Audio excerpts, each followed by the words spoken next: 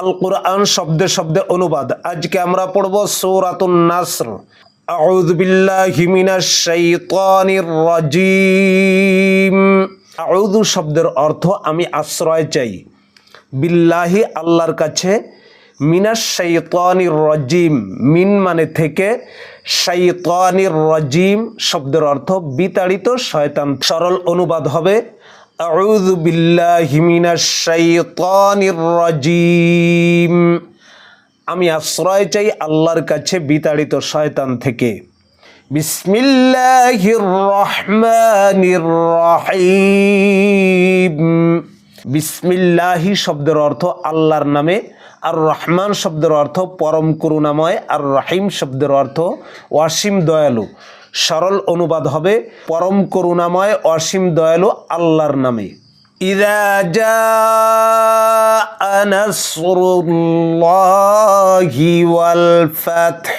ইযা শব্দের অর্থ যখন, জাআ শব্দের অর্থ আসবে, নাসরুন শব্দের অর্থ সাহায্য, আল্লাহি আল্লাহর, নাসরুল্লাহি আল্লাহর সাহায্য, ওয়াল ফাতহু ওয়াও মানে এবং, ফাতহু মানে বিজয়। সরল অনুবাদ হবে যখন আসবে আল্লাহর সাহায্য ও বিজয়।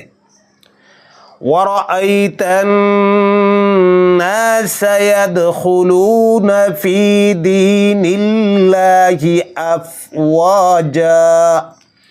ওয়ারাআইতা ওয়াও শব্দের অর্থ এবং, রাআইতা তুমি দেখবে, আন্নাসা নাস শব্দের অর্থ মানুষ, ইয়াদখুলুনা তারা প্রবেশ করছে, ফি দীনিল্লাহি ফি শব্দের অর্থ মধ্যে, দিন মানে দিন ধর্ম, আল্লাহি আল্লাহর, ফি দীনিল্লাহি মানে আল্লাহর ধর্মে, আল্লাহর দিনের মধ্যে।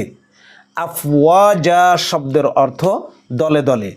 সরল অনুবাদ হবে এবং তুমি মানুষকে দলে দলে আল্লাহর দিনে প্রবেশ করতে দেখবে। ফাসাব্বিহ বিহামদি রাব্বিকা ওয়াস্তাগফির।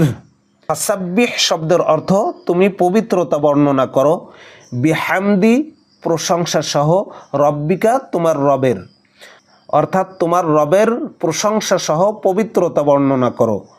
ওয়াস্তাগফির শব্দের অর্থ এবং তার কাছে ক্ষমা প্রার্থনা করো, তার কাছে ইস্তেগফার করো, অর্থাৎ তার কাছে ক্ষমা প্রার্থনা করো।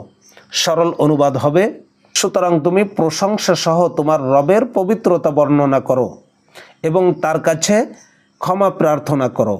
ইন্নাহু কানা তাওয়াবা।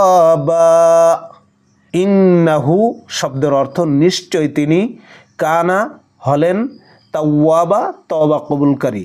সরল অনুবাদ হবে নিশ্চয় তিনি তাওবা কবুলকারী। সাদাকাল্লাহুল আলিয়্যুল আযীম।